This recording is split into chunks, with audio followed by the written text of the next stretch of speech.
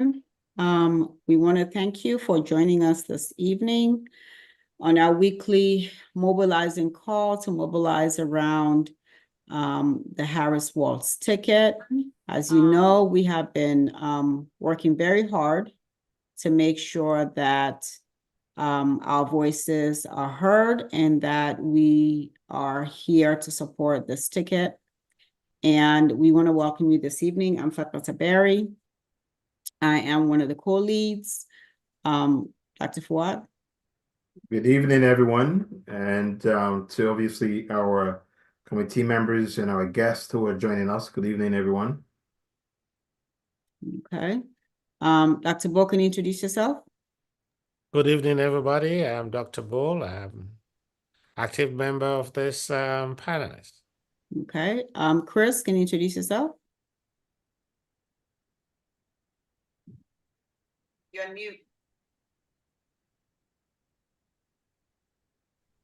Good evening, everyone. I'm Chris Davis from Virginia, and I'm part of the panel group here, trying to steer this yet another week of getting folks revved up to come out and vote for the Harris ticket and the down ballots. Maureen?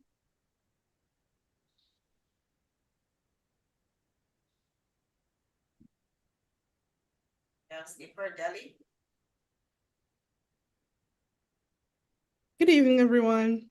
My name is Deli Okafor from Baltimore, and I'm excited to be with you guys another week to help mobilize and get everyone pumped up for the election. Udi?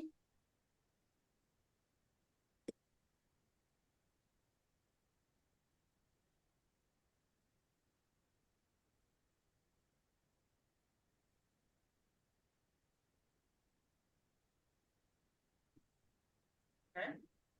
I guess she's also. Oh. Okay. All right. Thank you, Council Member Junior Ezionu, for joining us. He's a council member from Texas, and we know how he's going to tell us a little bit about himself and about Texas. But first, we want to open the way we always do. So want to explain a little bit about this group and how it started. We started in July. Our first meeting was on July 31st, 10 days after President Biden said he was now running for re-election, and he endorsed Vice President Harris. And we have been holding our meetings every week ever since, every Wednesday night.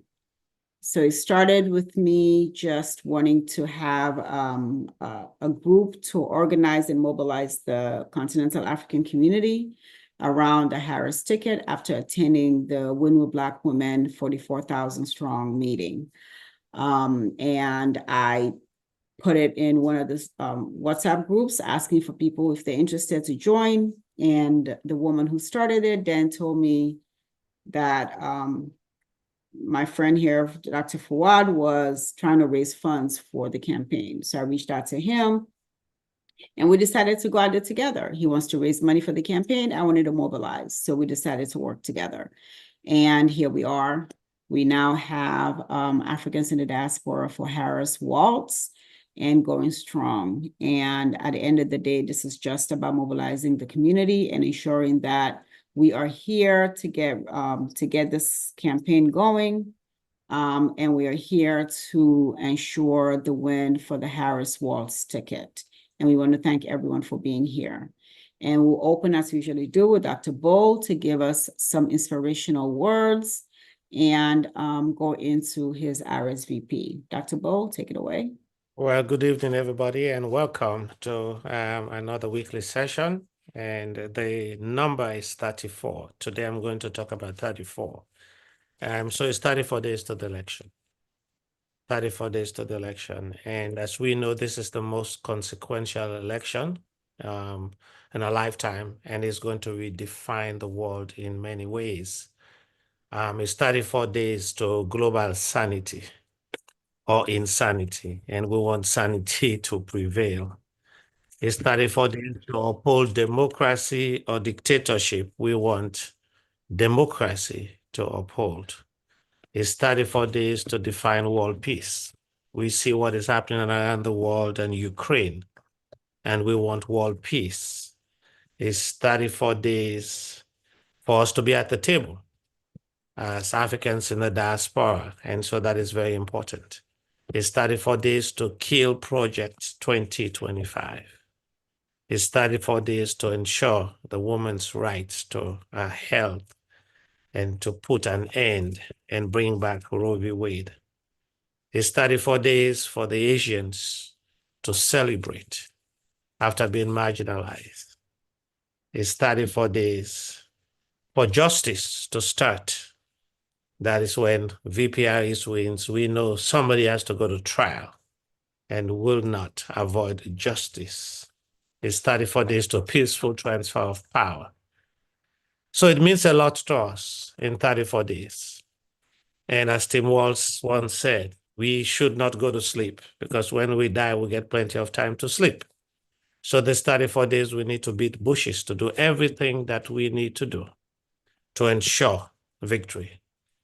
I'm in North Carolina, and we are fighting hard in North Carolina to make sure it is blue. It's going to turn blue. Don't believe the hype. Those polls they're telling you it's +1, +2, red. It's not true. We are going to flip the state of North Carolina. And when we declare North Carolina, we know the pathway is open. You know, as I always said, if you're not at the table, you are part of the menu. We're tired of being the menu. That's why they say we eat dogs and cats. We're tired of being the menu. That's why they say there is housing issue because of immigrants. We're tired of being on the menu. That's why Africa has been called all kinds of names. We have to secure and promote democracy around the world.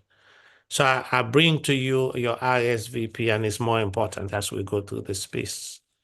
You know, we have to RSVP a place at the table, at the Harris-Walz table at the White House, so that we could articulate a vision of democracy, of peace, of sanity, and peaceful transfer of power, so the generation behind us would see it and be inspired to get into politics.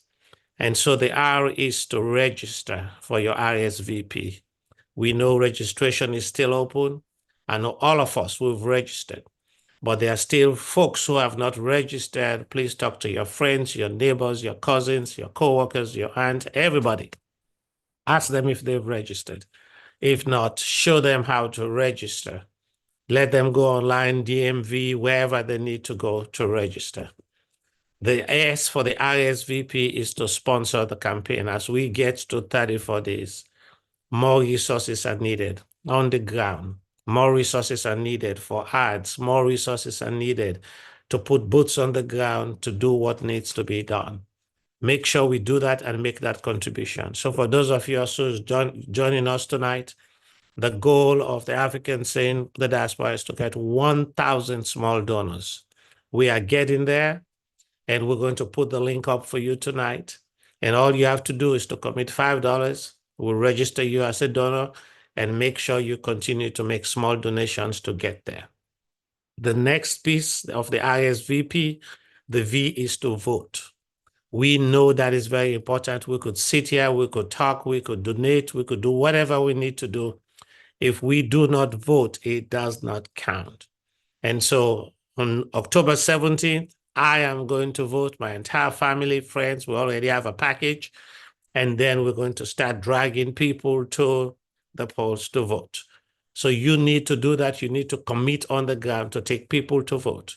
And last but not least, the P in the RSVP is to promote, to talk to people so that they understand. And I was so glad tonight watching TV. I saw Rudy Giuliani's daughter on CNN saying, I am going to vote for Kamala Harris. What Trump did to my dad is wrong, and I don't want this chaos to continue. They're beginning to see it. He's ruined so many lives and more to come. And he wants to ruin the world, and he wants to take us back. We are not going back. We are going forward, and we're going to fight and fight for this country, fight for democracy, because when we fight, we win. So thank you. let's fight and win. Thank you, Dr. Bull. Dr. Fawad, do you have any words? Again, thank you, Dr. Bull, for your succinct presentation there. I mean, obviously, just to thank everyone, obviously, for showing up. This is what, our 7th or 8th week since July. We've been coming out, getting out the vote, canvassing online, reaching out to people to donate. Obviously, the reason why we have Africans in the diaspora to donate towards the campaign, obviously, we collectively as a group, we do get credit for the donation. I know individually over the years, we have donated individually, but we want you to donate as a collective force under the link, the Africans in the Diaspora link. And I'm just excited to be here. Like Dr. Bull says, 34 days to go. It's kind of fatiguing, but we got to keep hanging in there until we make sure Harris-Walz win this election and the down ballot in all the states, including Maryland and Virginia, that the Democrats we win the House and the Senate. Thank you. Fantastic. All right. So we have 2 guest speakers here today. And our first speaker, Comptroller Learman, are you ready yet? There. I'm here. Sorry. Okay. Thank you so much for making the time. So for those who may not know, Brooke Learman is our Maryland Comptroller. She's the first woman to hold this position in the history of Maryland. I'm sure she'll probably give you just a little bit of background. It sounds better when she says it. And she talks about how long this office has been around. And this is the first time we're having a woman in this position. But we wanted her to come on and speak on the historic election for Vice President Harris. And we also have another historic election that we have coming down in Maryland Senate. So wanted Comptroller Learman to talk about that. So you have the floor. Thank you so much, Fatmata. It is wonderful to be here with all of you. I'm honored to join you and so buoyed by your organizing. It's great to be here. Before I proceed, I also have to give out a shout out to another organizer on, Deli Okafor, who is an amazing leader in Maryland, and also really thrilled to have her on our team in the Office of the Comptroller. So again, my name is Brooke Learman. I am a civil rights attorney, a mom of 2 kids. I live in Baltimore City, although I was born in DC and raised in Bethesda. And I am the 34th Comptroller of the state of Maryland and the first woman to hold this position, as Fatmata said.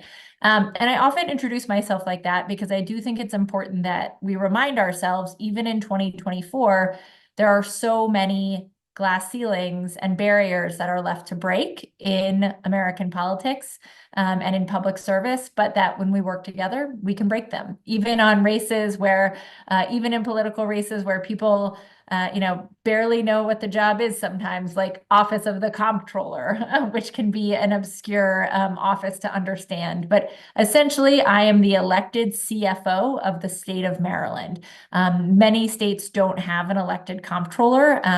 We in Maryland do it a little differently. So it is great to be here with all of you. And I know we have people from many different states, and so I'll try not to say too many Maryland-centric things. But I did want to join today. Actually, before I went to law school and became a practicing civil rights and disability rights attorney, I actually was a field organizer. I worked on political campaigns around the country. In Minnesota, actually, I lived in Mankato, where Tim Walz is from. I worked in the district that he later represented. When I was there, there was a Republican congressman. I worked for the U.S. Senator Paul Wellstone. I worked on John Kerry and John Edwards' race as a field organizer in 2004. I worked for Howard Dean. And so I just have to say how important, first and foremost, how important it is to organize among friends. It is, making sure that you're talking with others, encouraging them and talking with one another, it really can make such a big difference, especially in close elections. And fields can matter at the end of the day. I think, one of the things that we're seeing in this election across America is that it does, we are going to come down to a handful of votes in just a few states. And so reaching out to the people in those states from whatever way you know them is just so important, whether it's sending an email, posting on social media, giving them a call, texting them, just saying, hey, I know your vote matters in North Carolina or in Pennsylvania or in Arizona or wherever you are, and in Georgia, and just want to make sure you're registered to vote. I'm involved here in Maryland. I hope you're involved too.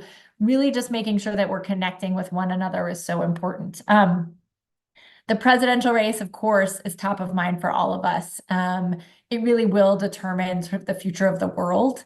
I think it's not too big to say that things will go in two different directions for the globe, depending on who is elected. And from a range of issues, from whether or not I have control over my body, and women in America have bodily autonomy, to climate change and whether we continue to push forward on climate justice and climate change issues, to gun safety issues, and of course on immigration issues. The candidates could not be more different. I mean, it is staggering, the rhetoric coming from the Republican side, and staggering, depressing, tragic, enraging.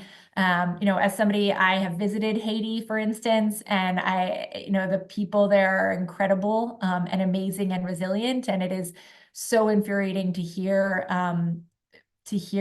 people who have been president and are running for the highest office to degrade people in such a way. And so, I just say all of this because it matters, and it's up to us. It really is. And I feel lucky, frankly. I feel fortunate and lucky and blessed to be alive in 2024 when we have the opportunity to change the direction of the world and the country for the better, right? If you are on this Zoom tonight, we are fortunate, we are lucky, we are privileged to have the opportunity to be in this space and in this time, to be able to reach out to friends and family, to be able to knock on doors, to be able to make phone calls, to be able to donate. It's up to us, right, to make sure that we're doing that. For the presidential race and for all the races down the ballot. In Maryland, we have our other opportunity, an amazing opportunity to elect Angela Alsobrooks to be our next U.S. Senator, a woman who has been the definition of public service, who could have gone and gotten a high-powered legal job, but instead was the first ever domestic violence state's attorney in Prince George's County, and then served as state's attorney for the whole county and is now the county executive. She will be just a phenomenal U.S. Senator, representing our interests so well for Maryland, but also for the country. I heard somebody say they're on from North Carolina. Josh Stein running for governor, an incredible person. And I don't just say that because we went to the same college. He seems like, a truly amazing public servant. And so it's really exciting to see. And then you can go down the ballot to Congress. Many of us have school board races, even on the ballot, all the way down. And all of these elections matter.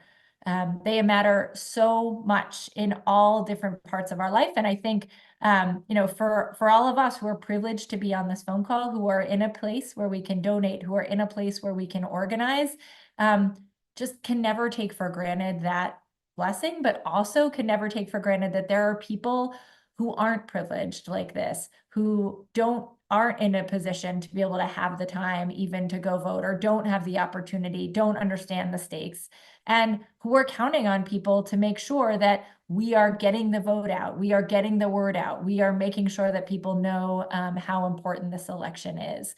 I'm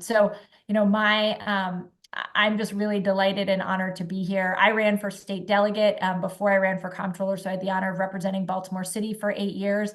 And it was just about knocking on doors and talking to neighbors, right? Talking to people over and over again, getting the vote out. I had never been elected before. I was in some ways a new resident of Baltimore City, but cared deeply and was excited to be here. Likewise, we can sign up to do the similar things and organize among our immigrant community, or organize among our church, or organize in our neighborhood, or organize in our friend group, or organize at work, or whatever it is. We can be the difference in making sure that people know how to get out to vote, what the stakes of this election are, and how much it matters. So really honored to be here tonight. I've only been in office as comptroller for 20 months, but we are really dedicated to making sure that we uplift our immigrant community in Maryland, and making sure that Maryland knows how important international migration is to our Maryland economy. So important, in fact, that we published a whole report on it.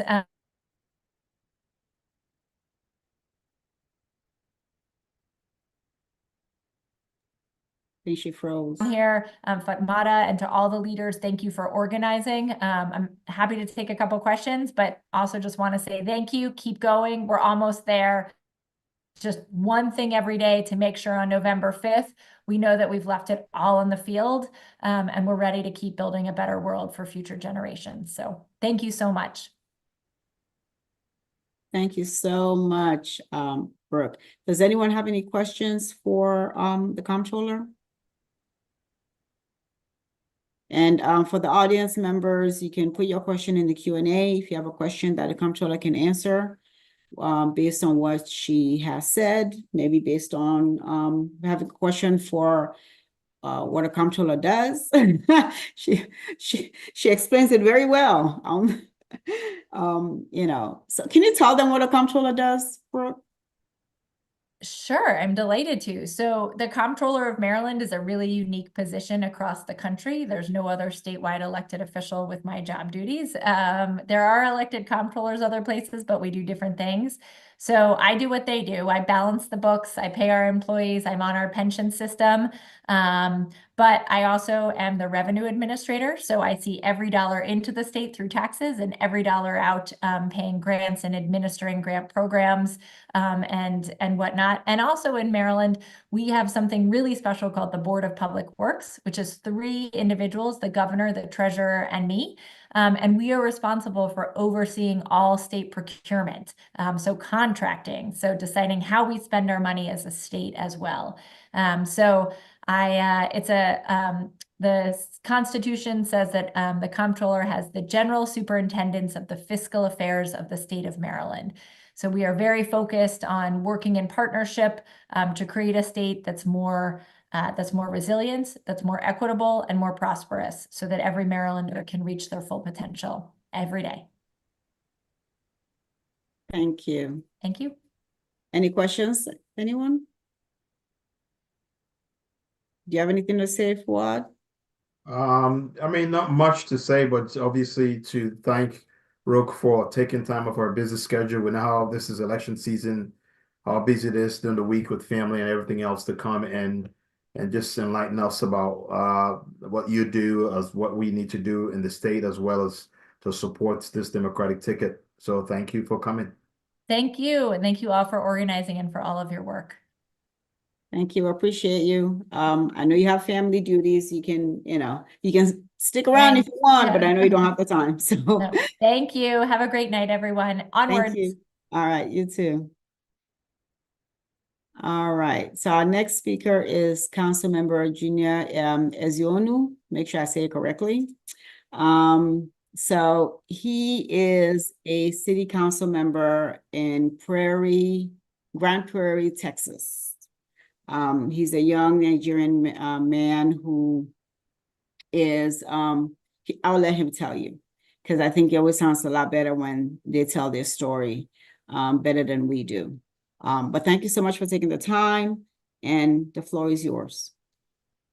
Well, thank you so much, Fatmata, and thank you to Deli as well for the invitation. It's an honor to be here with you all this evening.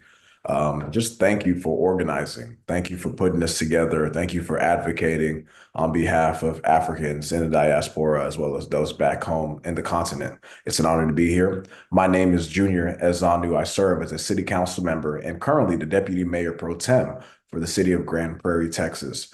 Grand Prairie is a suburb. Excuse me. Grand Prairie is a suburb right next to Dallas within the DFW Metroplex in Texas. It's a city of about 210,000 people. And I also serve as the at-large member for the city of Grand Prairie, Texas.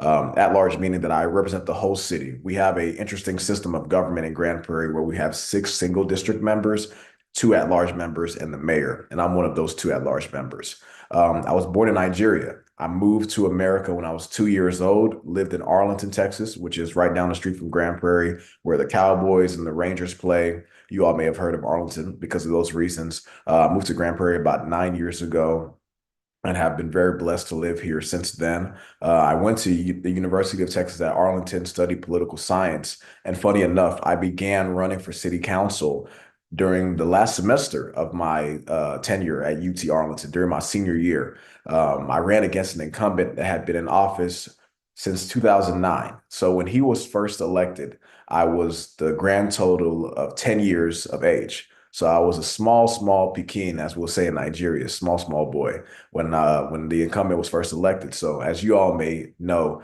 running against an incumbent, someone that had roots in Grand Prairie that stretched for over 100 years. His family or some of the big bankers in the city that help people get loans to buy homes, to set up businesses. And he was part of the establishment. So me being this young guy with a funny last name, as they said, and with this skin color that didn't match the complexion of the city council, threw some people off. Because when I was running for council, we did not have one African American on the council at that time. Grand Prairie had not elected a Black person to the city council since the early 1990s. And me being a young man, not just an African American, but also someone that was born in Nigeria, that's considered a foreigner, an outsider, it definitely was a bit of a challenge. But I took it as a good challenge because I had a different perspective that many did not have that were serving on the council at that time. And I wanted to bring that to the council. So I was elected in June of 2021, about 2 weeks after I had graduated from college, and defeated the incumbent in a runoff election when I beat him by 183 votes. It was a very, very slim margin, very, very close election. But I'm grateful to God that I was able to defeat him, and our community was able to do that, because since then we've accomplished so much. My goodness. And I'll try not to focus too much about the local, but I'm gonna use it to expand into what we need to do at the federal level. But everything does start at the local level. We've accomplished so much, such as raising the minimum wage for all of our part-time and full-time city employees to $15 and $17.82 an hour, respectively. We've increased our homestead exemption to help our homeowners save money on their property taxes. We've cut the property tax rate two times as well to help our homeowners save money on that. And we also established a microtransit ride-sharing system to allow Grand Prairie residents to get around. As y'all know, many of our suburban cities in America lack full-on public transportation systems that really hurt and affect communities of color, young folks, and just people that need a little bit of an assistance to get to work and to get home, or to get to school and to get home. And with our system, we allow people to move around our city for $3 a ride. And for those college students, it'll take them to the nearby universities and junior colleges for $3 a ride as well. So we've been working really hard. One of the most pivotal and I think important things about me serving on the city council in this 3.5 years that I've been on, I was reelected this May, is that being in this office, the gentleman earlier spoke about how if we don't have a seat at the table, we're on the menu. And that is a real thing. I had about 3 months after I got elected, there was a lady that was a business owner in Grand Prairie, owned a venue in the city, and was having difficulty renting the venue out and getting people to come because the hours that she was given to operate the venue were limited. She was allowed to be open till midnight on Friday, Saturday, and Sunday, which in our community, you understand, most of our events don't start until 10 p.m. They're later events. So for this Nigerian business owner, it was very difficult for her to make it profitable. And she had invested over $80,000 into that venue. So she came before the council before I got on city council, and the council denied her an extension on her hours. And when she came back again, appealed the denial by the time I was on city council and pleaded before us. I did not know this lady, but I advocated for her not because she was a Nigerian American or African American, but because it was the right thing to do. Because I told my fellow council members, we have other businesses in the city that are allowed to open till 2 a.m. on the weekends. Why can't we not extend it for this lady to allow her to thrive? And we can set parameters around this and require security and require TABC for the alcohol that's served on the venue. And if there's an issue, we can pull her SUP, her special use permit, and send her back to the regular hours. And as a result, I got my council members to support me, and it passed 8-1, allowing the lady to extend her hours. And she's been in business for now 2.5, almost 3 years. It's profitable. She's doing very well. But it's because she has somebody that could advocate on her behalf and make a case for her before a body of government.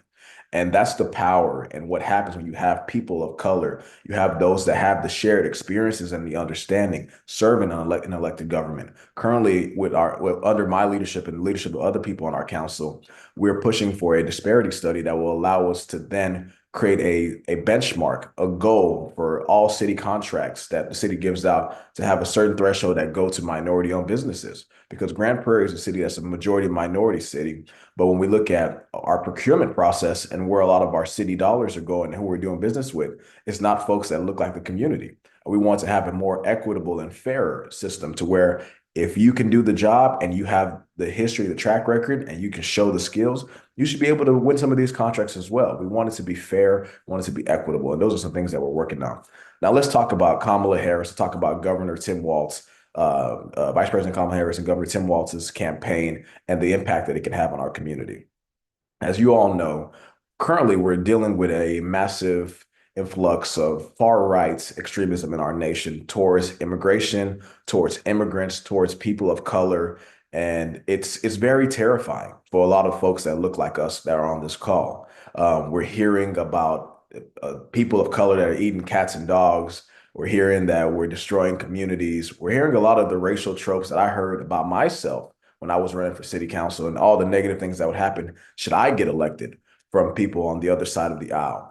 And that's why we know it's so important that we help elect Kamala Harris and help elect Tim Walz to the presidency and vice presidency, respectively, because these folks are going to advocate for us to make sure that there are fair immigration practices, fair immigration laws on the books. But not just that, make sure that those that live in this country that are willing to work get the right to work.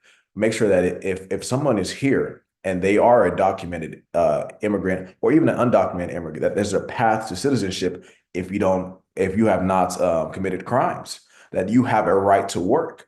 A lot of folks that immigrate to this country, we know why we're coming here. We're coming here to work hard. We're coming here to provide for our families, and we're coming here to make this country a better place while helping our families and helping the people that we know back home. That's how we do it. We don't commit crimes. We're very ethical. We're very we operate within the legal parameters. We know why we're here. So Kamala Harris and Tim Walz, they understand this. They understand the plight of folks of color. They understand the plight of immigrants that are here, that are working hard. But also, let's look at their plans when it comes to housing. Housing right now is a major issue that's affecting all communities. The African community, the Asian community, white community, Black community, Hispanic community, folks are not able to afford a home. Kamala Harris has a plan to both help increase the supply so there's more housing stock in all of our major cities and all of our suburbs, our towns, our villages across the country, but also creating a policy to help first-time home buyers. Right now in Texas, for example, the average home is selling at almost $440,000. And the average Texan is making about $60,000 to $70,000, which means that the average Texan cannot afford to get a loan for a home. They will struggle, and if they buy a home, they'll have to buy one that needs a lot of work to be brought up to par, which means that they have to spend additional dollars once getting into that home.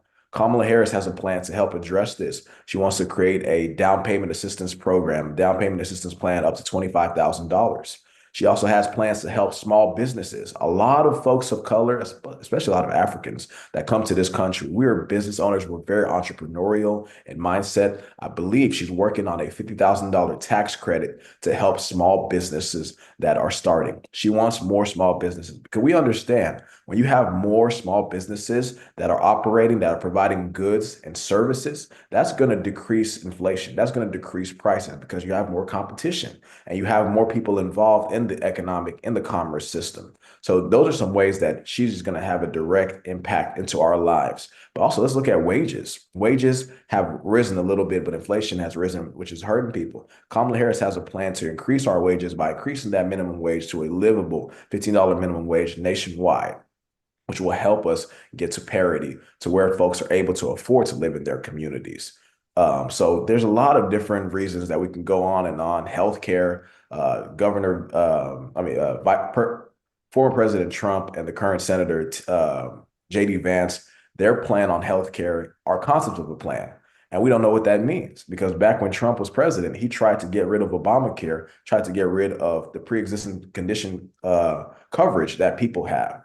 And if some of y'all don't live in red states, I live in a red state. I understand the impact of conservative governors on the ability for working class and some middle class people to get health care.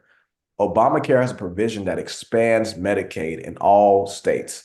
All the state has to do is to opt in, and they would get, once they opt in, they would get, the federal government would cover 100% of the cost for increasing the Medicaid for the first 3 years. And after that, the federal government would cover it to 90%.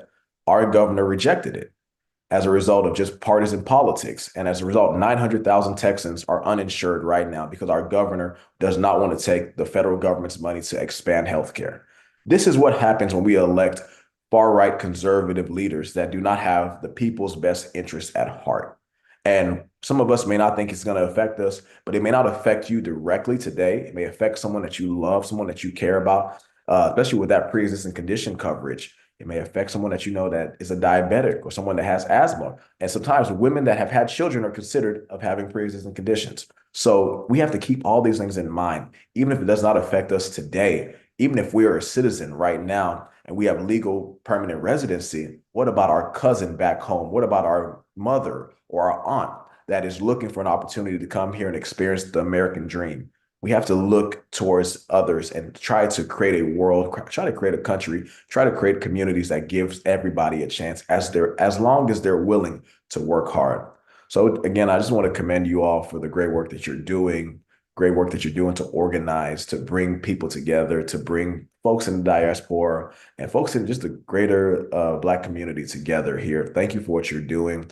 It takes all of us. It takes all of us. So whatever I can do here in Grand Prairie, Texas, which is, I'll tell you guys, Texas is moving to become a swing state. We're inching in that direction every election cycle. You may see a Texas senator that's a Democrat in the next few years by the grace of God, or maybe it'll be this cycle. But we're moving in that direction. So don't give up on Texas. For those that are giving up on Texas, and smile. I see y'all smiling over there. Don't give up on Texas. Texas, we're moving in the right direction. But it takes all of us, guys. And I believe that on November 5th, we're going to be very proud. But I'll tell you this, after we do get Kamala Harris and Tim Walz elected, we have to hold their feet to the fire, and we have to advocate, and we have to go and talk with our members of Congress, our members on the state legislatures, and our vice president and our president, and tell them, hey, we elected you guys, we supported y'all. Please advocate for us, get this done for us, show us that you care. And I guarantee you, when you hold a politician accountable, especially a good leader like Kamala Harris and Governor Walz, they will listen to you and they'll work on your behalf. So thank you all again. I'm here for any questions you may have. Oh yeah, well, actually, before I end it, one last thing that I need everyone to do. I need everyone, you might not need to do this tonight, but do it sometime this week. Grab this thing you have, this is a cell phone. Go through your list. Call your friends, your family, anyone you know. Make sure that they're registered to vote. Make sure that they're registered to vote. Every state has a different voter registration guideline and rules. In Texas, the last day to register to vote is October 5th, which is 3 days from now. So I'm doing it for my own community. I'm doing it for people that I know. I'm pushing them out there to get registered to vote. Tell your folks to register to vote. There are a lot of people that will want to vote last minute. We got a lot of last minute voters, but they'll get there to the polling sites and find out that they can't vote because they're not registered. So please call your folks. Keep them accountable and tell them why it's so important that they vote in this election, what's at stake, and what can happen should things not go the way they should. And that can only happen if we don't activate and get people to the polls. So thank you all again. God bless you all. And I'm here for any questions for a little bit if anyone has anything for me. Thank you. Wow, thank you so much, Council Member. Wow, Dude, wow, wow. squad, go. Impressive. Wow. This young man got me all, woo, Well, yes. well, it looks like we might end up getting one of the first African heritage senator or governor coming out of Texas. I think it's quite possible. Dude. Yeah. We'll see it in your future, bro. Thank you so much. And like what Dr. Bull said, it's important for us to be on the table. And your story talking about just being on that table to giving the other lady a chance. And this is what it's all about. We got to be on the table. I know Africans, maybe in the 60s and 70s, when some of our parents came here, they just came in to kind of get an education to go back. But 20 years, 30 years on, we all stayed, and we have to get engaged in the politics of this is where we are. This is home. And if this is going to be home, we have to partake in the politics of it. And it's just impressive to see what you guys are doing out there. I believe you in the Dallas metro area there, right? Yes, sir. Yes, sir. Yeah, that's a great place to be. Texas is a great state. I've visited Texas a couple of times. It's an interesting place, but sometimes when someone lives in the wrong state, like the healthcare Obamacare or ACA that came out there, all those uninsured people, it's just amazing. They just happen to be in the wrong state, and those people need healthcare, and it happens to be Black and brown people that get affected the most in these places. So thank you. Whatever we could do as Africans in the diaspora to support you, to make sure you grow through whatever you're going through there in Texas, we're all ears. Thank you for being here. Thank you for having me. Hey Junior, Deli here. I had a question.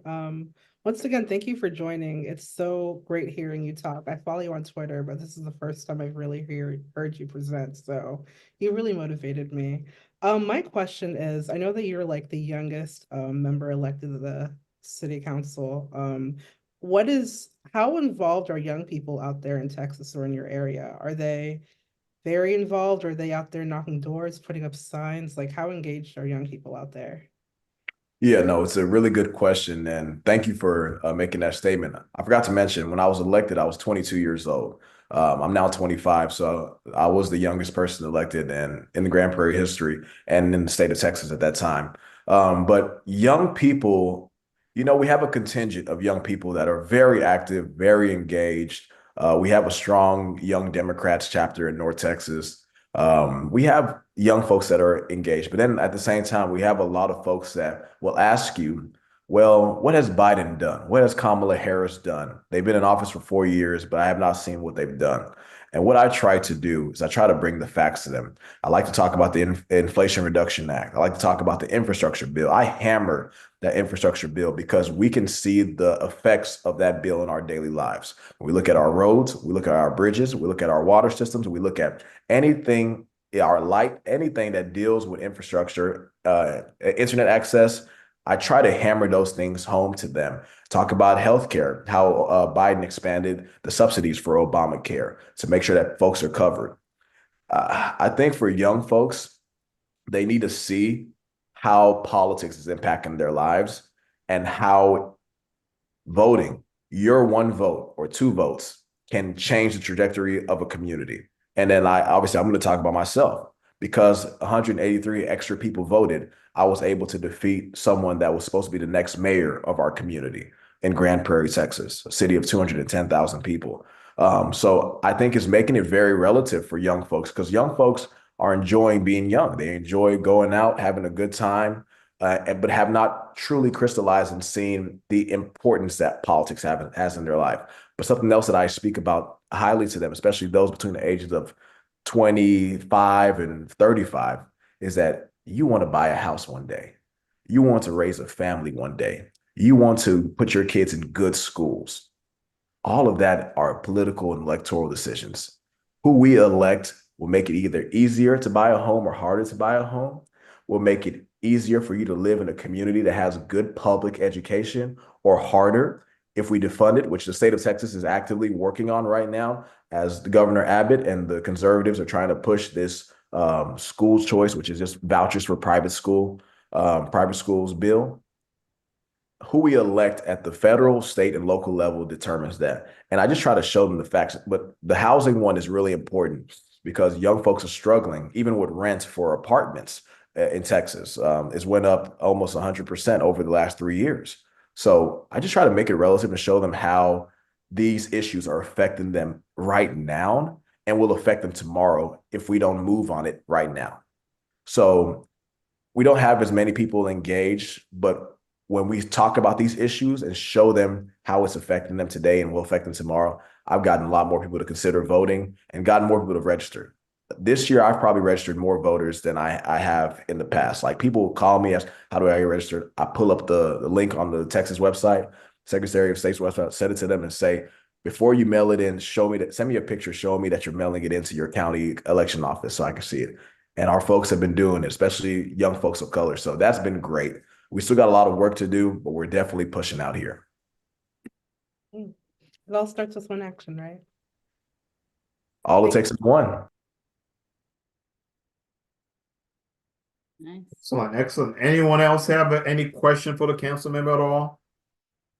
Yeah, there's a question in the Q&A panel. It's related to are you able to lift September as the National African Immigrant Heritage Month in Grand Prairie and Dallas? Do you want to speak on that? Are you able to speak on that, Councilman? Sorry, repeat the question.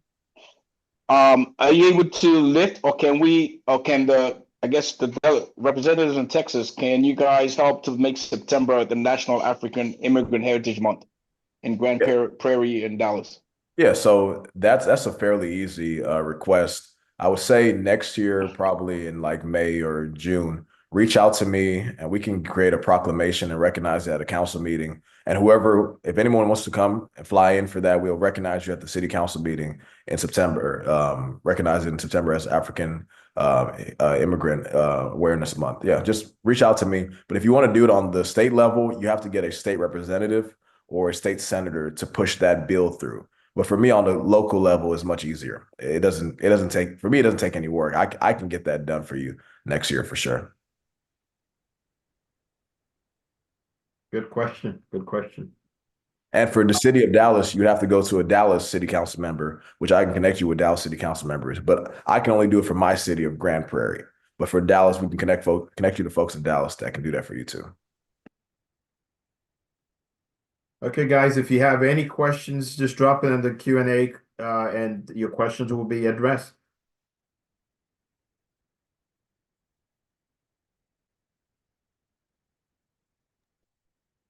And anyone on the panelists have a question for the council member at all? I think there's a hand up, Sylvie Bello. Sylvie, go ahead. No, she needs to put her question in the Q&A. That was the question that I just asked for on behalf of Sylvie Bello. Oh, okay. Okay. Okay, great, great. Thank you.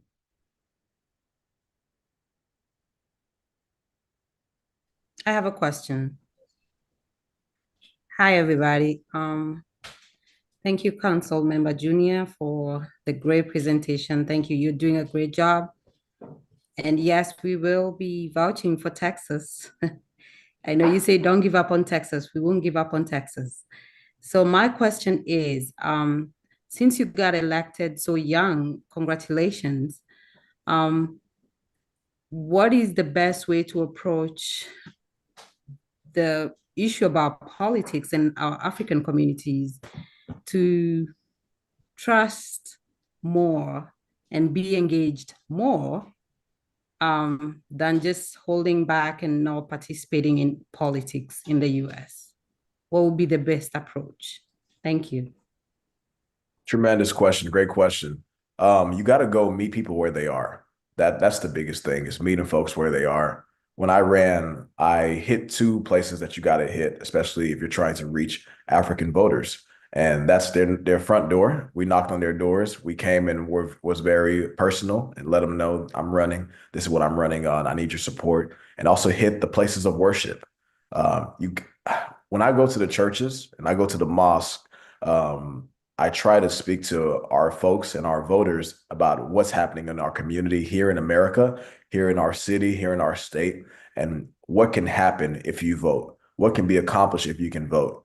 And also I ask them, what are concerns that you have? What are issues facing you, facing your community, facing your town? facing you in your neighborhood, period. Those are the ways that you can really get people ignited and get them involved. But I also try to let people know when you elect people into office and you support candidates, they won't forget.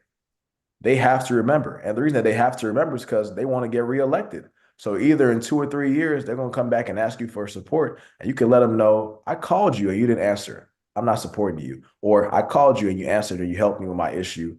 You have my full support. So I think it's showing them that their vote is power. And that's what I try to talk about when I go. Your vote is power. Your vote is a voice. I can't tell you how many African immigrants or people of color, period, that contact me about an issue dealing with immigration or an issue dealing with social services. And although it's not within my office, I don't just pass the buck. I contact their state representative, their state senator, or their member of Congress, connect them with that federal or state lawmaker and help them get that issue expedited because I'm an elected official. I use that power that I have to advocate on their behalf. And they see what can happen when you have someone in government that will advocate for you. So I think it's just getting in front of our folks and showing them what is possible when you vote, when you engage, and when you hold your elected officials accountable. Thank you. Thank you. There's another question here from Mariam Bangura. I think what you just spoke on answers her second part of her question, but the first part is, are you the only African-American holding a city council position, or are there others? I believe we have a delegate also on from Texas with us, but that was part one of her question. The second part was, could you speak to the influence of African diaspora towards U.S. politics?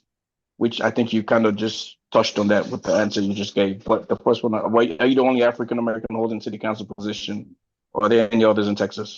Was a question. Yeah, so for my city of Grand Prairie, Texas, I was the first African-American elected since the early 90s, but I didn't let it stop there. Over the last 3 years, we've elected 3 other African-Americans to the city council. So now we actually have 4 African-Americans on the council out of 9 members. When I was running 3.5 years ago, we had 0. So we've moved the needle there and now have a plurality Black city council. Other cities in the DFW and in Texas have Black council members. I couldn't tell you who all and how many they are, but there's a good amount of Black city council members in other cities in Texas. And the second question is, if I could speak on the influence on African diaspora. Yeah, so yeah, just basically what I previously stated. Your vote is a voice, and your vote and your engagement gives you currency to advocate on your behalf and to get your political officials to help you out and to act on your behalf and to create policies that benefit the community. So being engaged, and I don't just say being engaged as in voting itself. After you elect someone, holding them accountable, emailing them, calling their office, sending letters, applying pressure. Public pressure is what drives policy. Without public pressure, politicians won't do much because we get comfortable, we get complacent. But knowing that we have folks holding us accountable and holding our feet to the fire is what allows us to make sure that we make good on our promises. So that's how we can have real influence on the African diaspora here in Texas, here in America, period, is by holding our elected officials accountable and staying engaged with them even after you get them elected. Don't just talk to them when it's November or October, every 2 years or every 4 years, every 3 years, however long the terms are. Talk to them monthly, attend those town hall meetings, attend those community events, get in their face, let them know that I voted for you or I voted in your election. I need you to advocate. I need you to do this. I need you to do that. And if you can't, show me what you can do to help our community. Thank you. Great answer. Great answer. Great question. There's one. Yeah, and a great question too. Great answer. There's one here from Imam Teslim El Ghali. I'm going to read this one because it's a little bit long. Councilman, with regards to the Middle East crisis, Israel and our allied nation of the U.S. has engaged Palestine, has engaged Iran and Lebanon, 3 countries with large Muslim population. There's a concern in the Muslim community leading to voter apathy. I am working towards us looking at the bigger picture. So here's my question. How would you help in painting that bigger picture more convincingly to the Muslim community? Yeah, no, Chris, that's a good question. And to the Imam, thank you for that question. Earlier today, I was on our local CBS affiliate, and they asked me the question about should Israel preemptively strike Iran? Because they asked the question, they were asking us to comment on the debate that happened last night dealing with J.D. Vance and Governor Tim Walz. And this is what I told them. I said, America must work towards a ceasefire in Gaza, must work towards a ceasefire, not work, must ensure a ceasefire in Gaza, must ensure a ceasefire with Lebanon, and must prevent any preemptive attack on Iran. Any sort of action not only destabilizes the Middle East, not only puts us in hellfire in the Middle East, hundreds, if not hundreds of thousands of lives will be lost in these conflicts because of this unnecessary war. So to Muslim voters, my heart goes out to folks that have family in Palestine, family in Lebanon, family in the Middle East period that are being attacked, being affected and harmed. Same thing with what happened to Israel on October 7th, 2023. It was wrong. It was evil. But like I said earlier today on the news channel that I was with, I told them, one bad act does not mean we should act even 10 times worse. I said, Israel has a right to defend itself, but how Israel defends itself matters. And Israel cannot go and just destroy the Middle East in retaliation to an attack, to an offense. And I would encourage anyone that's talking to our Muslim voters to try to show them that there are people within the Democratic Party. There are a lot of leaders that care and are advocating and are standing up against what is wrong and are making sure that the lives of civilians are preserved and the rights of the people that live in these countries are protected. So that's how I would communicate to them that, yes, we understand the pain and agony and the suffering, but there are people that are advocating and working to ensure that ceasefire happens with Gaza, Lebanon, and preventing a war with Iran, prevention of a war with Iran. We can't have that. Great question and obviously great answer. Thank you for that. Hey, very quickly, since we are on that subject, and I myself am a Muslim, and thank you, Imam. He's one of my favorites out here.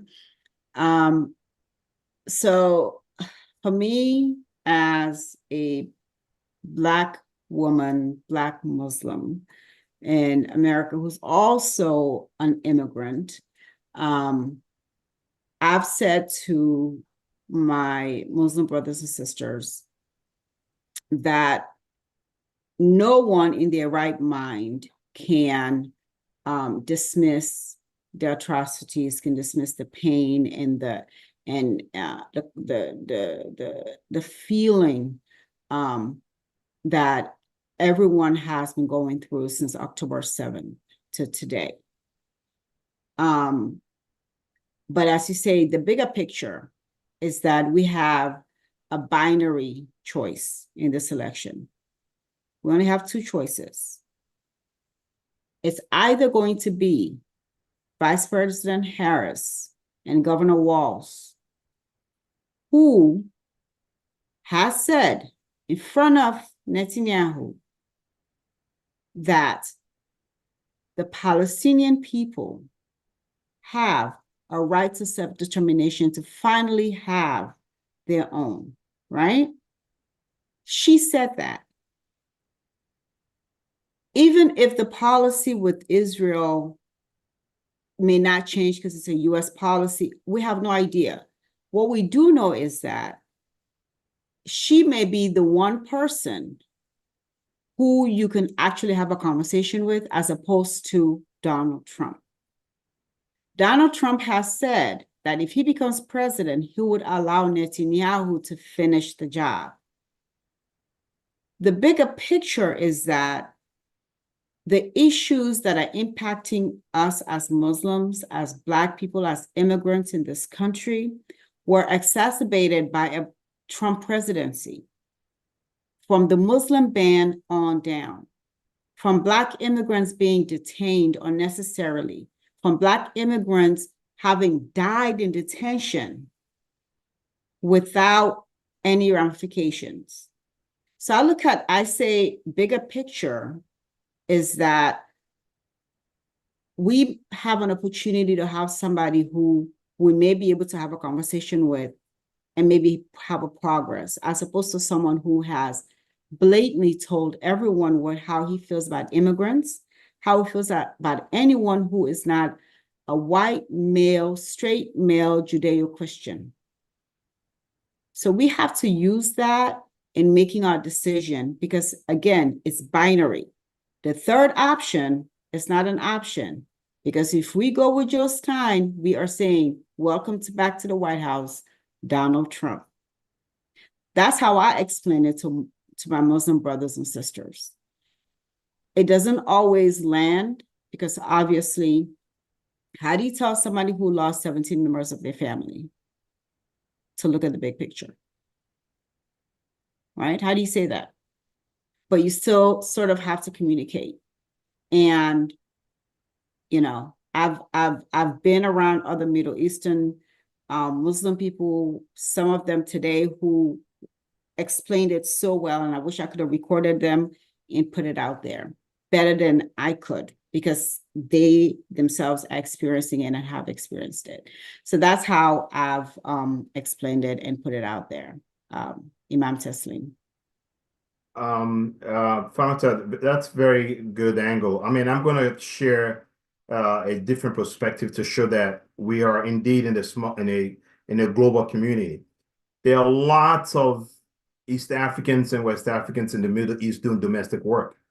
Last year sometime, I was traveling from Uganda to Dubai.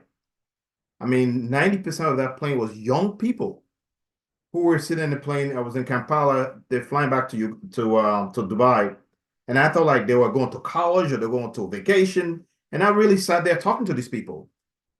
90% of these people are domestic workers in Kuwait, in Dubai, in Lebanon. We have some in Sierra Leone. I'm from Sierra Leone. I've heard stories about Sierra Leone. So you can imagine these young people, they go to some of these Middle Eastern countries to do domestic work. They spend all this money. Some of them come from these villages. Now all of a sudden there's war. So this stuff does not even affect only the Middle Easterns. It affects Africans as well. There are a lot of East Africans and West Africans who are doing domestic work in these places, who are working hard for a living. And guess what happens when there's war in Beirut or Lebanon or any of these Middle Eastern states? It affects them as well. So that was an eye-opener to me, to see some of these people, to see the level of domestic work. Young people, that was a big shock to me. I think we'll take one last question here from Sylvie Bello again. Let me read this. This is from Sylvie Bello again. Let me read it again. For the councilman. Let me get it. Hold on. Where did it go? Yeah, so councilman, according to the U.S. Census Black data, I guess Blacks have been disaggregated, and that is 1 in 5 Black adults is an immigrant or child of an immigrant. Can you speak to the data on Black immigrants and specifically African immigrants on grants, contracts, jobs? Is there an office or commission of African affairs in the state of Texas? Is it a possibility in Dallas or in the state? Do you have any information you can share with regards to any commissions of African affairs in Texas? Yeah, no, that's a really good question. I would have to check with the state government to find out if they have a specific office for African affairs. But I can talk about Grand Prairie and let you know that out of all over the last 5 years, and that's what we're doing this study on, so we can create the benchmarks to allow for more fairness in our procurement process. In the last 5 years, all the dollars we spent on city contracts, 90% of those contracts have went to white businesses, which means that 10% have went to people of color. Keep in mind, Grand Prairie is a city that has, 25% African American, 45% Hispanic, 7% Asian. So about 77% of the people that live in our city are people of color, right? And 90% of the contracts have went to white businesses. Nothing is wrong with white folks having an opportunity, but I want everyone that can do the work to have an opportunity too. And that's what we're working on right now with the study. And less than 1% of all the contracts have went to African Americans. We haven't disaggregated it to see what percentage have went to people that are African immigrants. I couldn't tell you, but it's less than 1%. We know that. So that's a big, humongous issue. And for us to set that threshold, that benchmark, we got to go through this disparity study because for us to set a benchmark by state law, you have to show that there is a problem that is historic. And it's been like this for some time. And that's why you're addressing it with this new program. So that's what we're working on right now, to make it more fair and equitable when it comes to city contracts and where we spend city dollars to provide opportunities for our residents. So thank you for that great question. Thank you so much, Council Member. We really appreciate you taking the time. Your story is amazing, and you really dropped some knowledge on us in here today. And I hate to harp on it, but I'm going to anyway. And we realize once we reach a certain age, we do this a lot. Dude, you amaze us, right? You amaze us, and you're doing things that a lot of us were not doing at your age. And I want to say congratulations. We're so proud that you are where you are and you're doing what you're doing. And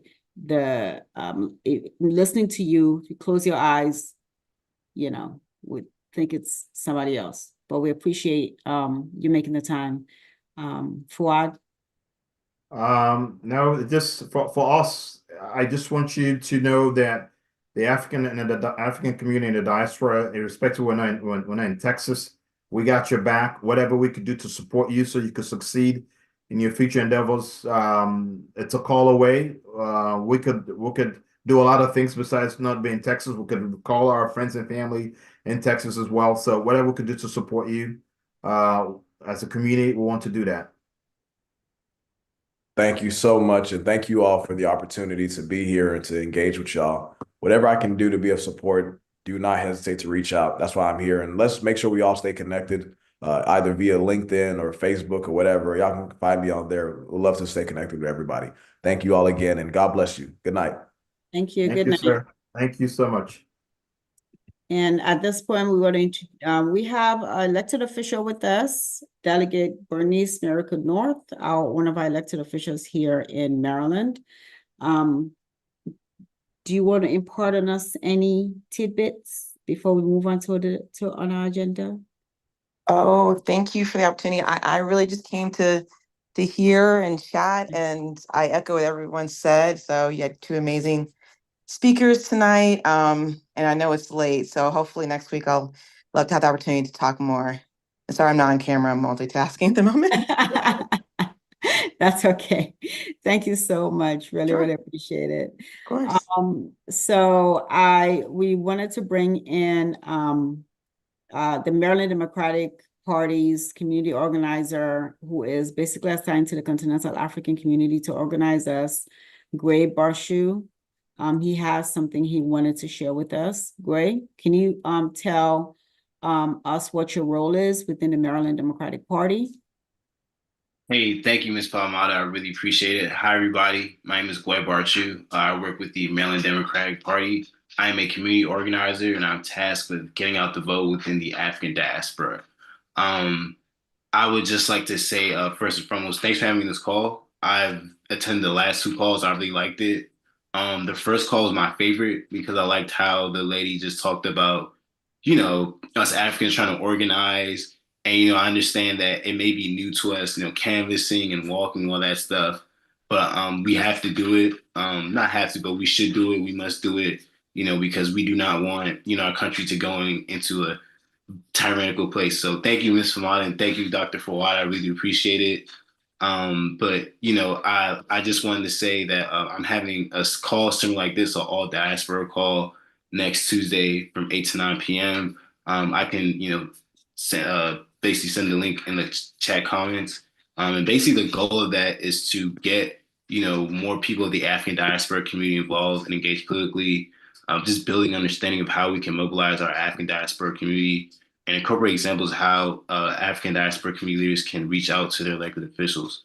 We'll be having some guest speakers. One speaker is Ms. Kamala Berry and Delegate Bernice North. So I'm pretty excited that, I've been talking to them and I really like their ideas. And I really think they can definitely make my call go very good and a lot smoother, and they can reach a lot of audiences. So, but yeah, definitely if you guys would, want to join, I can drop the link in there. But thank you again, Ms. Famada, for having me. Again, I like the show was good. I mean, I think today was my favorite. That guy from Texas, he got me pumped up. A smart guy, really. I mean, seriously, I think he could be governor. God willing, seriously. But yeah. Thanks for having me again. And good luck with the show. You and Dr. Fuad, you guys doing an amazing job. I'm not gonna lie, I forwarded the show a couple of times to my dad. I was like, you gotta get on, man. Like they have some good stuff. I think you should get on.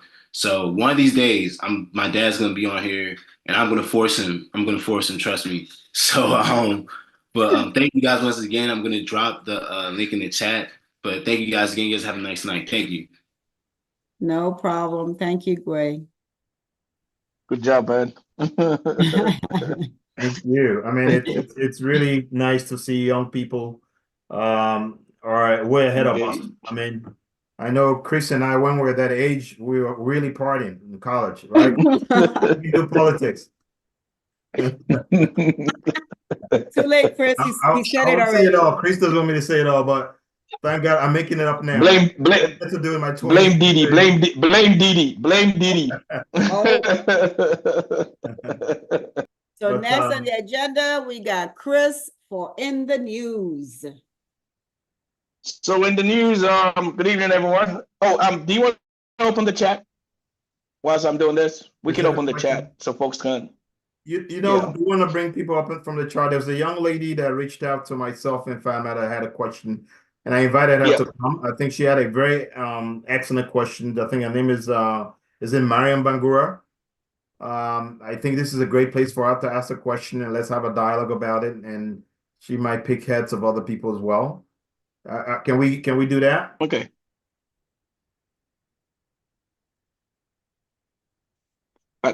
Better open the chat, or can you do it? Yeah, I'm working on that. Okay.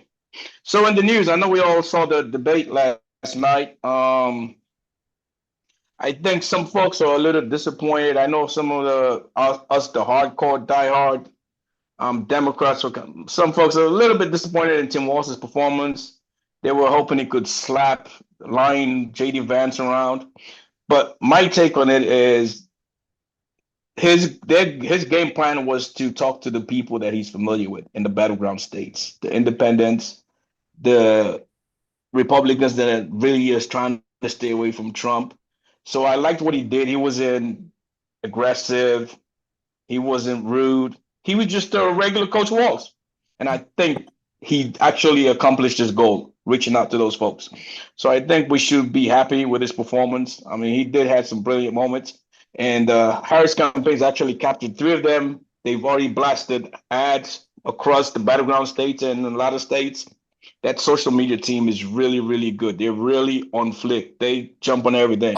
And they grabbed the one that when he asked Vance, did Trump win the election, when he ignored that? That's an ad right now.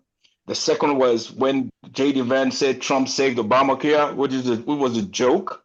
That's another ad that's going on out there. And when JD Vance said, the third one was when JD Vance said schools just need better doors and windows, which was laughable. So those 3 ads are flowing in the battleground states and in most states.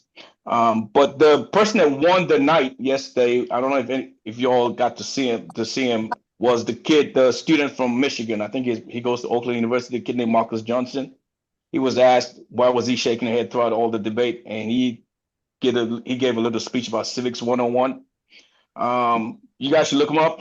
He's trending, going to almost 1 million views right now, but his answer was incredible, amazing 2-minute take. And I believe there are rumors that he may be co-hosting a town hall with the VP. That's how good he was in that 30-second or 1-minute take that he did. So be on the lookout for that. On a lighter note, I don't know if you guys have heard, but the Kennedy clown has got some issues. There's some women coming out against him. And it should be irrelevant, but what makes it relevant is the Trump campaign is not happy with what's coming out, what came out this evening. But there's few women, ladies coming out talking about some of the stuff that he's done to them. And the Trump campaign is hoping that mainstream media and folks don't pick up on that. So stay tuned. we'll see. Just watch that space. That's it, Fuad. Impressive, Chris. Thank you so much. Well, that's the Trump campaign's gift. Let them keep that gift. That's theirs. So I think there's a young lady here, Mariam Ben-Gur. Are you on? Can you talk? Yeah, I'm on. I can talk. Okay. You have Fuad, the African. Fuad, give us a second, Marian, if you can. Okay. Give us a second. There's found out there is a former Georgia House Representative Donna McLeod. Is she still on?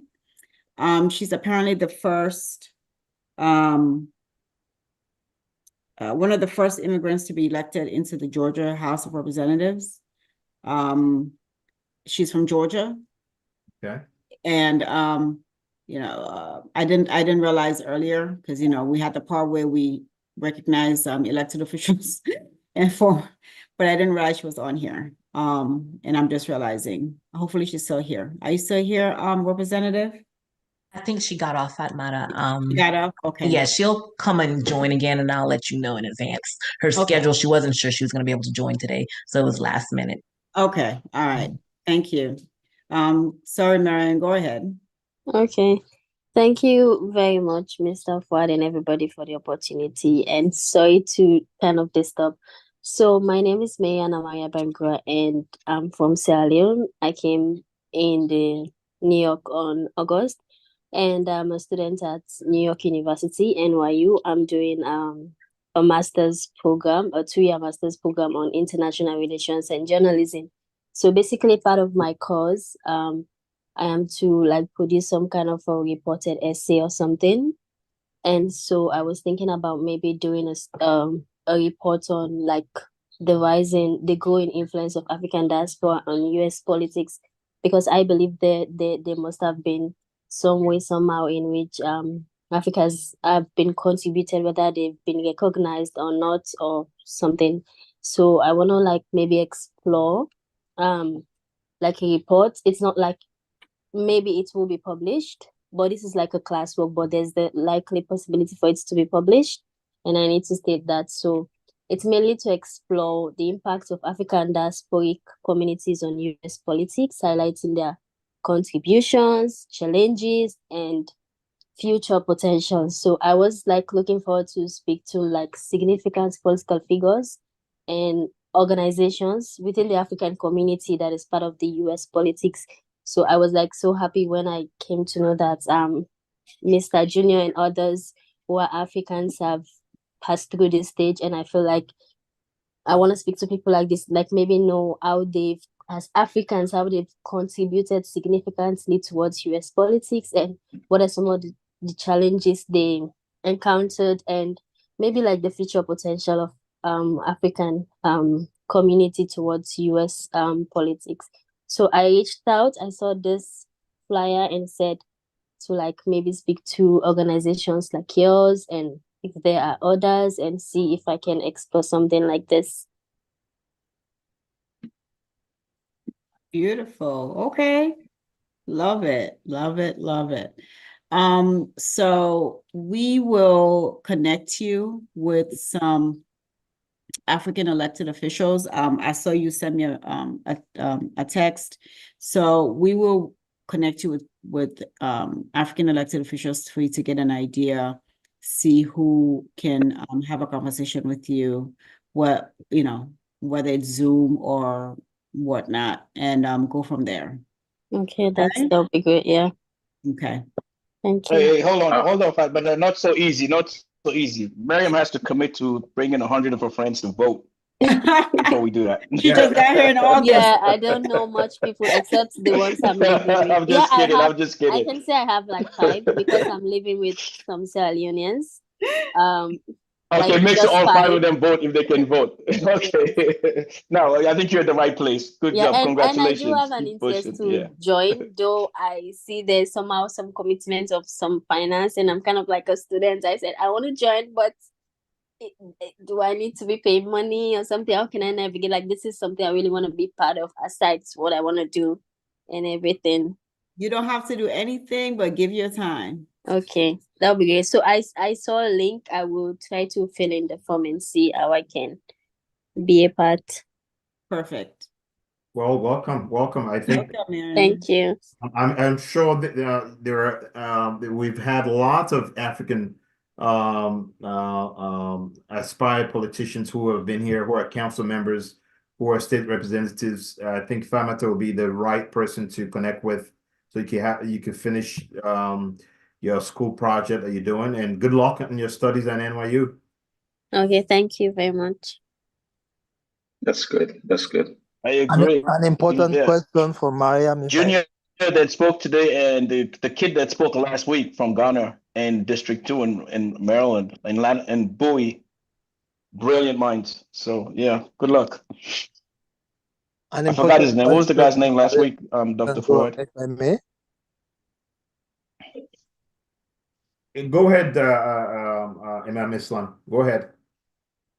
Oh, an important question for Mariam. So Mariam, 2 years, inshallah, you finish your master's program. You're gonna go back to Sierra Leone to help, or you're gonna stay? No, the thing is, I do want to go back.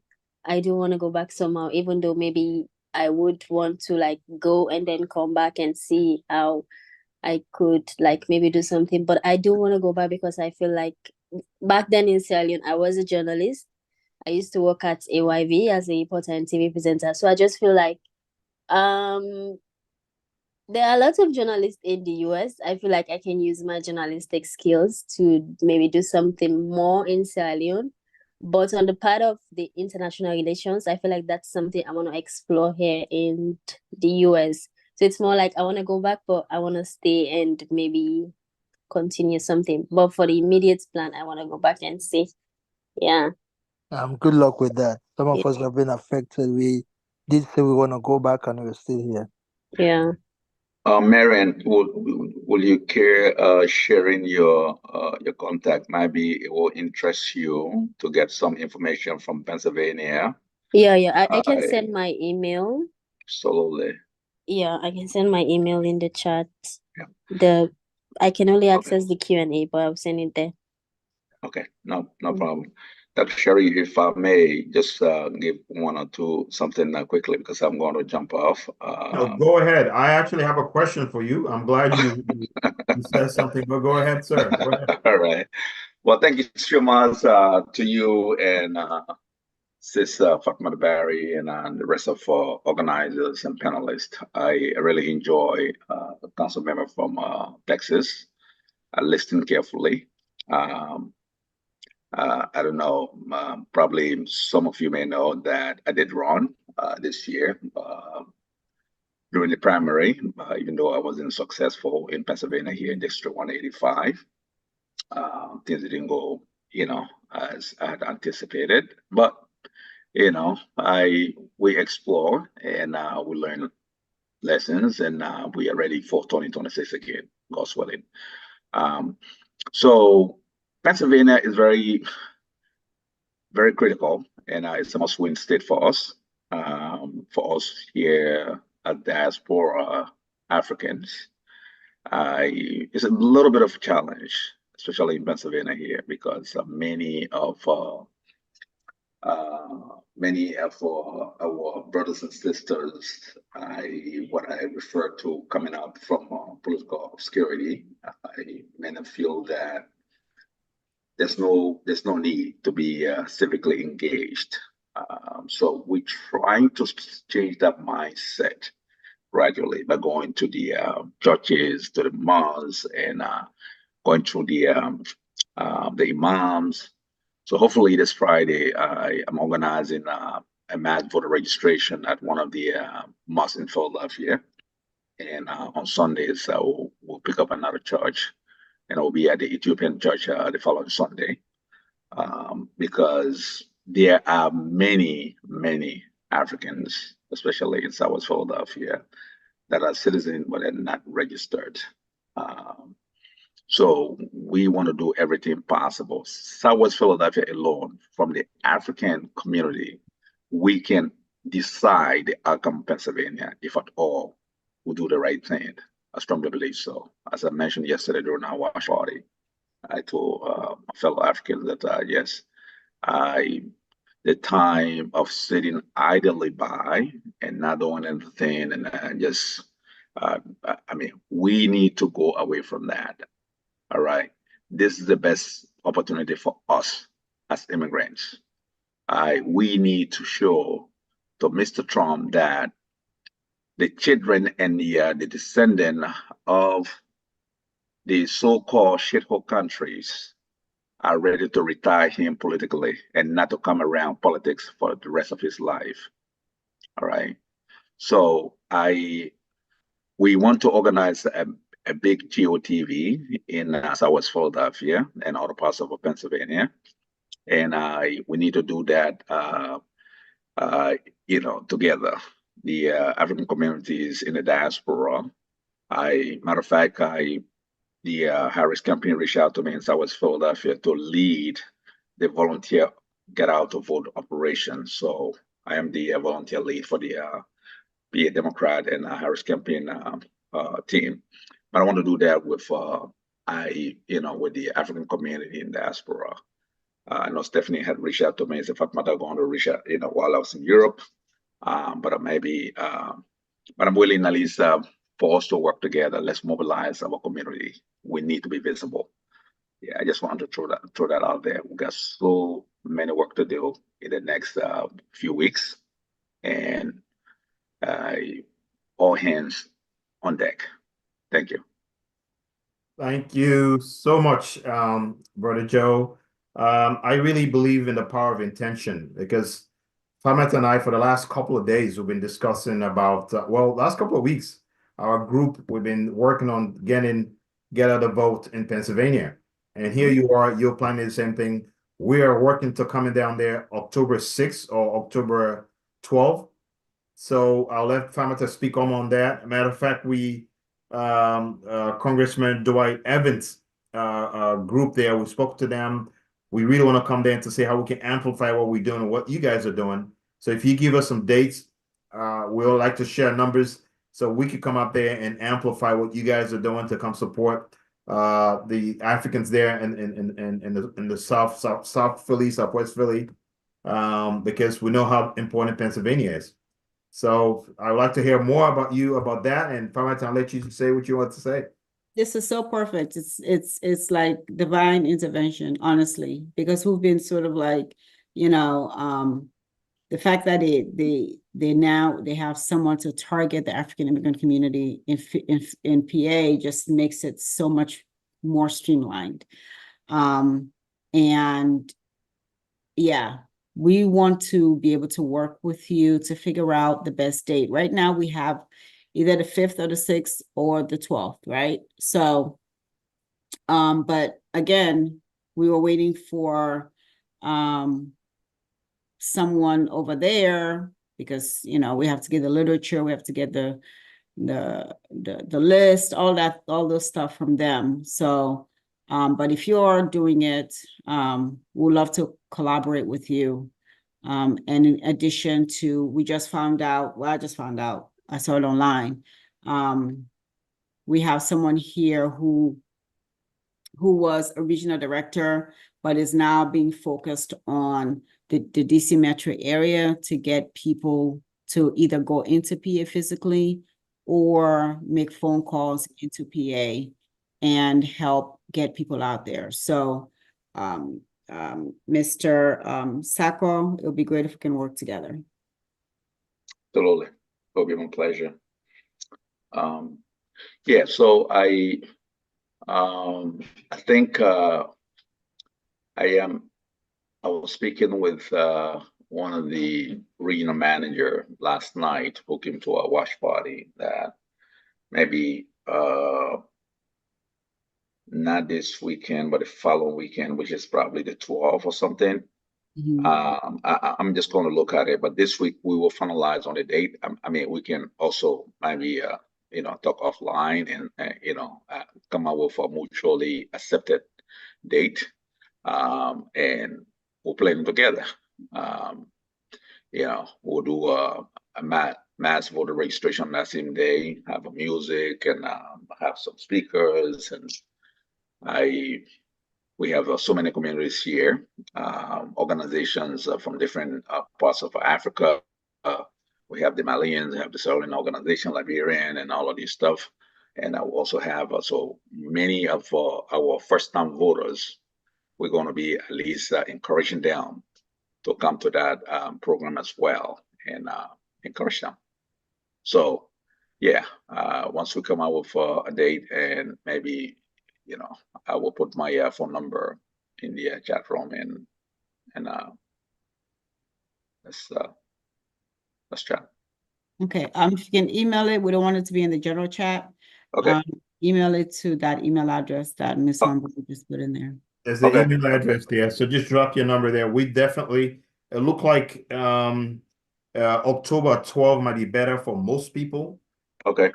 Let's come and let's amplify what you guys are doing. And obviously, again, congratulations for trying to run. And maybe this is the reason why we really trying to put this together in Africans of the diaspora. There are a lot of qualified Africans in different states, and I think we need to do whatever we can to support them to make sure they succeed, because it's important that we have some of you guys on the table, so you'll be able to make a difference in the community. Thank you. Absolutely. Thank you. So October 12th would be nice. I'm glad some people are here. So if you're in the DMV or in the Delaware Valley, let's connect and amplify with the work our brothers are doing up there in Pennsylvania. Let's go support them. That'll be awesome. Yep.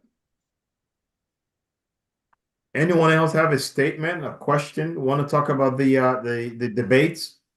Yeah, does anyone have anything to say about the debate, or are you ready to go door knocking with us? If you are, let us know, or canvas, making phone calls. We're also doing that. Anyone? I mean, if I may, just to pick it back on what Chris talked about, the debate with Tim Walz, there are a certain subset of people who probably was looking for attack dog. Back in the old days, VP's debates were attack dog debates. But I think in his case, he represented a certain subset of people that's going to make a difference in this election. And I truly agree with what he says. You need certain white men to be comfortable with this campaign. And he's going to make that difference. So he needs to come in and do his work. And I think he did that, making certain white men or white women comfortable with the Harris campaign. I think he succeeded.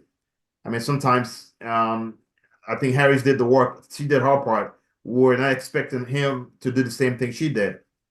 And I think he was coming out there to really speak to a subset of people to be comfortable with this campaign. And I think he did that. So, Chris, I definitely agree with your assessment on that.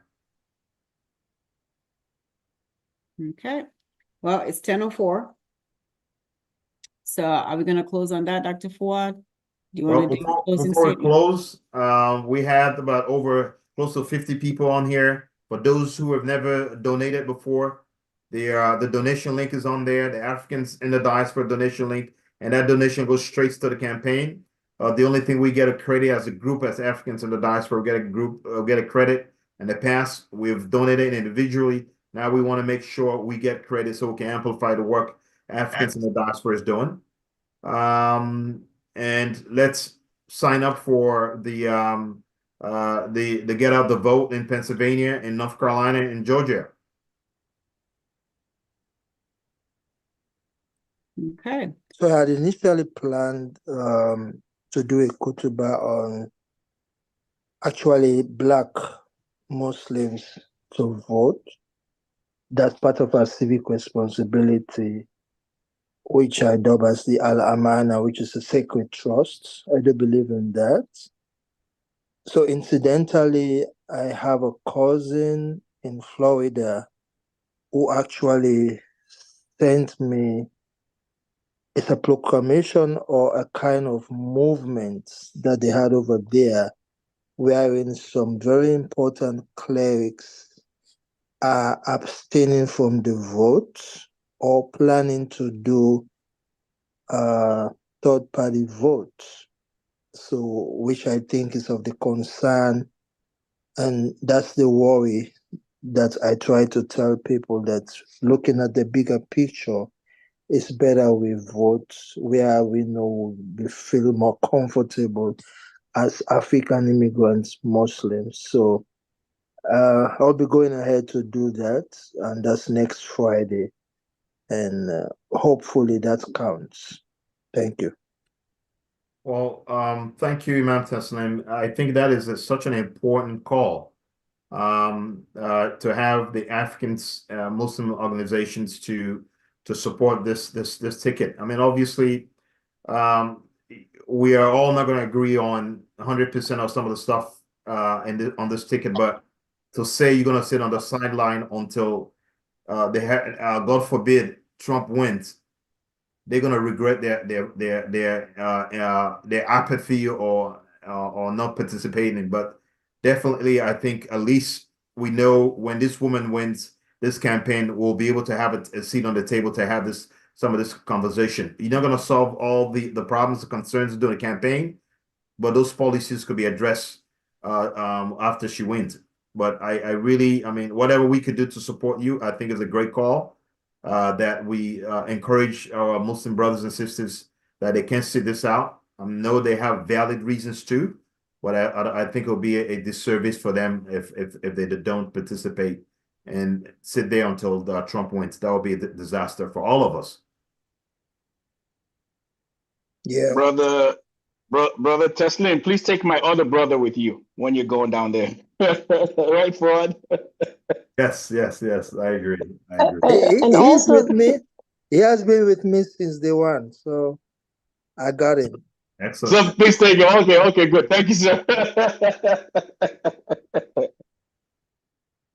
All right, everybody. It's after 10, and we appreciate that you stayed. The overtime, we've put the secure link in the chat that is dedicated to the Africans in the diaspora for Harris-Walz. If you can go to that, even if it's $5, $10, no matter what the amount, it matters. And it goes directly to the Harris Victory Fund. And but what it does show is that as African immigrants in the diaspora community, we are raising funds. And we know that all campaigns rely on funds. It's people, money, and organizing that wins campaigns. So thank you, everyone. And I bid you a very good night. And we'll see you next week. We have some. Please look out. We will be having some name guests. Hopefully Big some name fun guests. Oh, okay. Yes, we have some interesting guests next week. And obviously, Okay. thank you everyone to the organizers. There's many of you guys. Is his first name starts with a W? Does his first name start with a W? We gotta get Angela also. No? We gotta get somebody from Virginia also. Have to come out. Yeah. So, and remember, everybody, down ballot. Down ballot is extremely Deli, you important. gonna bring Ossobrook? Deli, you gonna bring Ossobrook? Don't put Deli on the spot. And Wes? Y'all don't put Deli on the spot. All right, folks. Thank you, All right, guys. everyone. We really, Thank you, really guys. appreciate all of you. Have a No good problem. night, Thank everybody. you. Thank you for All of us, organizing. guys. thank you. Bye. All right. Good night. Cool. Good night, Bye. everybody. Thank you. You guys. Good night, everyone. Good Good night. night. Good night, everybody. Good Good night. night, everyone, and thank you for coming. Good night. For staying with us. Good night, everyone, and thank you for coming.